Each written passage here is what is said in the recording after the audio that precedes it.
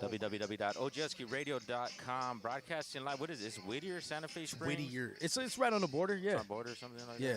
The border. Whoa, whoa. Hey, Already here we go. Out the already. gate. You see this? Already, you see how it does me? Yeah, man. Wow, walking me right into the shit. Go ahead and introduce yourself. We got in the spot. My name is PAWZ1. I don't think this is the first time we've done this, right? Nah, man. I actually interviewed you before you became a thug and went to jail on that whole thing, remember? Yeah. I was trying to do the rapper thing and get street cred so I could put out an album, and I didn't get shot or anything. Yeah. But the jail thing, how did it work out? Like not too good. Or not people too like good. scared of you now because you went to jail? I don't know. I gotta ask other people. But nah, that was it's pretty shitty. But I did get to meet, a couple people in there that some solid homies, and I got to meet Razkaz in there. Dope. So educated myself, took advantage of the time. Read books and shit? Absolutely, yeah. How long ago was that, though? It seems like a long... It's been 10 years. 10 years already. Yeah, been so 10 years. So the first interview we did with you, wait, that was more than 10 years ago? Yeah, Damn. obviously. Damn. Yeah, dog. You're old, dog. Not Hey, me, fuck shit. you. That's why you're behind the camera. You don't want to okay, I get it. I get it. What's dropping right now, dog? Right now, I'm working on a couple projects. This life shit's been getting in the way, like lost the homie Rec 1, rest in peace. But I was working on a couple projects before everything, a lot of shit happened. I was working on a project called Dance on My Grave. It's an EP. It's 8 songs. It's got production by Domingo, who's done stuff for like Eminem, Big Pun, Cool G Rap, Space Boy Boogie X, who did some shit with Conway, Far Side, the homie John Henry, Default Beats, the homie Fred X. So it's called Dance on My Grave. I guess the entire concept is something kind of like what Beardo was saying is like, you got to show me love while I'm alive. Don't wait till I'm dead, that kind of thing. Because people that don't really support you while you're alive, it almost seems in a way like they're waiting for an opportunity for you to pass to tell people how close you were. They were down with you. They were in the dirt grinding with you and this and that. What is that, though? Is it the pride thing or ego thing? What I think it has a lot to do with that. I mean, somebody, I see the post the other day that said, you won't show your homies post any love, but there you are talking to yourself in the celebrities' comments. Yeah. Right? Yep. And shit they don't even see. But, I think it's been that way for a long fucking time. Like, there's an old saying where they said a prophet's not respected in his own land. Not to get too philosophical and biblical and all that shit. But basically, yeah, it's pretty much what it is like people don't give a fuck about you till you either sell out or die. You know what I mean? Then all of a sudden, like, oh, see, he sold out and this and that. But you never bought anything he did or she did. You know what I'm saying? Are you willing to sell out? Absolutely. I'm ready. Yeah. It's been a long time. I'm tired. Is there a price in mind or just whatever the devil throws at you? Or? Yeah. Just hit me with a number. Yeah. 40 ounce in a bag of pork rinds and shit. I mean, shit, I'm out here doing it free. You know what I mean? So it's for the love. I think that was one thing I was tripping out on, too, was like, it's hard to really tell somebody, yo, you have to do it for the same reason I'm doing it. You have to do it the way I'm doing it. And, it really, it's like, yo, I don't know what the fuck these guys are doing it for. And I think that creates the illusion of competition, too, which kind of muddies up the game because I'm not in competition with a lot of these rappers because, honestly, if you put a gun to their head and ask them what they want, the answer ain't going to be the same as mine. What's your reason, then? I need to know your reason. I mean, honestly, it was to express myself from the gate.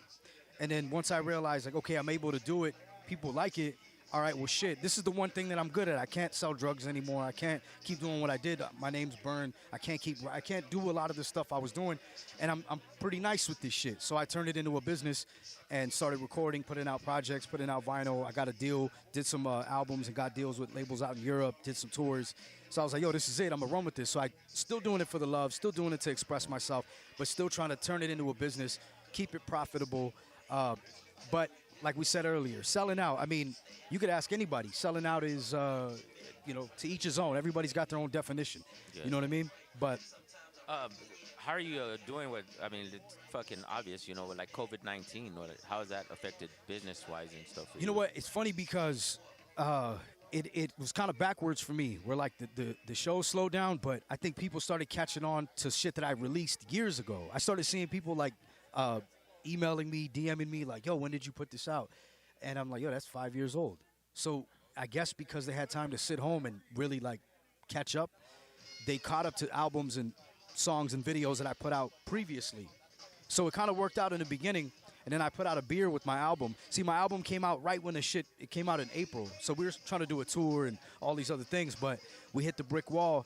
But I ended up putting out a beer. Shout out to the homies from HipHop Craft, Tucson Brewery. So the beer, shit, everybody's at home smoking, drinking, trying to deal with the fucking being with the family and the virus. And so the beer did well. The album did pretty good. And for me, I just went into writing. I mean, look, that's the thing is like when you grow up poor, it don't really affect you like that. You know, you find other ways and means to make shit happen. So I think it's definitely harder to front for the gram. It's definitely harder, you know what I mean, make it look good. I mean, it's getting back to normal, but... is COVID-19 real? You know what? I have no fucking idea. You know what I'm saying? I kind of feel like, shit, I might have had it, not known, and got over the shit, right? Yeah. Or it could have just been hungover. That too, you know. And it just kind of blended in with all the hangovers, you know what I'm saying? Yeah. But now, you know, I want to say I got something really bad when it turned 2020. I was in Vegas for New Year's Eve, like an asshole out there with 80 million fucking people coughing, sneezing, and all that shit.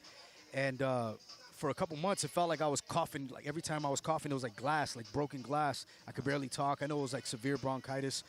I don't got no Medi-Cal, no Obamacare, or nothing like that, so I didn't get to, you know, really go do nothing. So 7-Up, Vicks, you know, take a nap. And, yeah, that's what it was for a while. But I want to say I might have had this shit. I don't fucking know. But I don't know. It's hard for me to say. So how has it affected hip-hop or the state of hip-hop? I think the state of hip-hop, you know, that question is, it has a lot of different, you know, avenues that could go down. But I don't think it really affected it too much. As far as shows, the one thing that I noticed, and we touched on off the mic, was the pay-to-play shows. Where like hip-hop, you know, that's one thing that people know me for being very vocal about from day one. It killed off like 80%, 85% of those promoters that were basically just vampiring, siphoning off, you know, the scene and killing it. So I'm hoping that once it's all said and done, if it's long enough, it'll grow back green. And, you know, we'll get stuff that's organic like this. I mean, look where the fuck we are. It's real human beings out here. It's real fucking people that, you know. So this is where I started. I don't mind coming back to this. This is where I wanted to go. Big stages and all that festivals, cool. But the pay-to-play stuff, that obviously killed it. With the COVID-19, that slowed down shows for sure. As far as writing and recording, I don't really see that affected too much, you know. All right. Do you vote? I don't. Well, you know, yeah. Okay. Never really fucking, you know, seriously, all bullshit aside, like being a felon, you know, I'd come out the store and they hit you with that, and I'm like, yo, no, I'm a felon. They're like, all right, fuck. You know, because they get money for every little signature or whatever. And then eventually, a couple years later, I try to use that on a motherfucker. I was like, nah, I'm a felon. He's like, oh, no, they passed the law, yada, yada, yada. And I'm like, fuck. Why don't you, though? Why don't you? I mean, truthfully, like, I feel like this shit's already fucking rigged anyway. And I can get into details. I'm sure anybody on Instagram and on the fucking internet has seen a ton of memes and shit. And if you read the news and keep up with it, I mean, absentee ballots, the way the electoral votes, the electoral college, and like how all these different things, like, it's almost like, well, it is, but it isn't. Yeah. But, you know, if you put it in that box, it does go there, but it kind of goes this way first. That kind of shit. And so basically what you're boiling down to is that you're a Trump supporter. Absolutely, yeah. From day one. Yeah. Is he gonna win? Is he gonna win, dog, or not? You know what's funny is I was thinking on the way here, I wonder if this guy with the flag marching on the corner is getting paid to do that. Because the dude is... Also, just because on our way out, once we get off the freeway to come to this spot, there's a dude out there letting people know. It's like, he has tons of American flags and a big-ass Trump flag. Shit, coming from... I passed the Whittier Courthouse, and there's a dude out there. I think it's a gay Mexican dude. Not that is, you know... But it is kind of funny, kind of confusing to see. And dude's out there with a flag and shit, and I'm wondering, like, yo, how much is he getting paid? Because there's no fucking reason he should really be out there waving that particular flag. You know what I'm saying? It doesn't compute. It don't make sense to me. So... but I feel like being a businessman and America is a corporation, I feel like he knows how to, he knows how to milk it. He knows how to take advantage of people and misdirect people, and because it's a business at the end of the day, if you think about it. You know. What's best contact? Where can they find your stuff at? At PAWZ and the number 1. That's the Instagram, the Twitter, pretty much everything. Last question, man. You had a song, and you could tell me how long ago, called "Officer Down." Yeah, that was out in 2014. 2014, and you rapped on that song about pretty much what police is going on right now.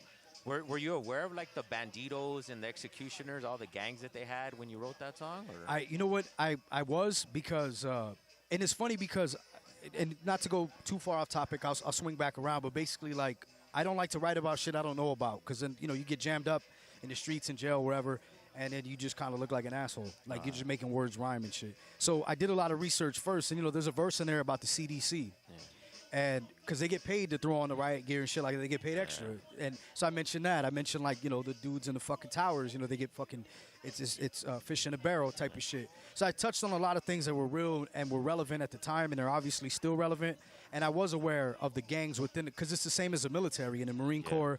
It's the same. There's little factions that form in these places. It's crazy though, because 2014 saying that no one would fucking, it would. Oh, it went over. Nobody fucked with it. A handful of diehards. About, you know what I mean? It's all gravy out here. Yeah. It's lovely. And now for it to come out like in mainstream media, and it's like, that's why I always look back at that song. Like, there's, and and that going back to the Dance on My Grave thing, I kind of feel like that's what it's going to be, because I've mentioned a lot of things that ended up coming to fruition, unfortunately.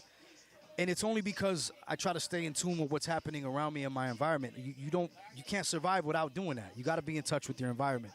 And like being here in the dirt with everybody, like you feel it, you see it. What people are mad about, what they're excited about, things like that. It rubs off on you, and it comes out when I write.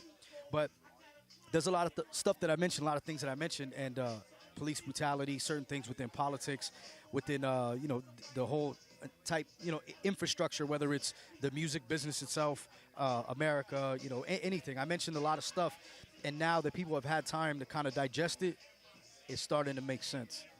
And I feel like once I'm gone, I think people will have obviously a little bit more time. Word up. Oghuskeyradio at PAWZ, the number 1, PAWZ1. Any shout outs before we cut out? Actually, before that, because I saw a post where you say you don't have no friends, or no. See, there you go. I thought we were friends. You see? No, I don't got no friends. What did the great Tupac said? I ain't got no. Yeah, that was a dope song too. The intro. No, but you put something like you don't got a team, you ain't got nothing. Well, you know what it was you're in your feelings. Yeah, that big time. Fucking.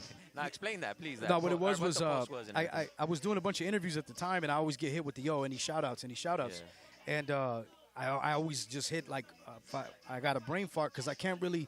It's not that I can't name people, because I got homies, but what I realized was when I had a team and I was shouting people out, people were riding with me, and I was shouting out certain ones, other ones would get mad, and then I come to find out the ones that I was shouting out, like none of it worked out. Period. Yeah. And then it also made it so people don't believe this, but it's true. It's kind of like in a work environment. So if I shout you out, and homeboy over here don't like me, and he gets in your ear, now we're butting heads in the studio. Now this and that's not. You're trying to put your shit out before mine, and all this other shit. It creates this tension between us. So then I realized that, you know what, it's better to keep my team invisible, keep them anonymous. And they know who the fuck they are, you know what I'm saying? So I don't really got to shout them out, but that's where it came to light, where I was like, damn, what names do I say? But I always just say shout out to everybody that checks it out, because think about it. A lot of people might not know who the fuck I am. They might be watching this 10 years from now, 5 years, whatever, and then it'll make sense. But like for you taking the time to sit through 10, 15, 20 minutes, whatever this is, I appreciate you taking your time, you know what I mean? And hopefully you gain something from it. Word up. Oghuskeyradio, stay posted, more interviews to come.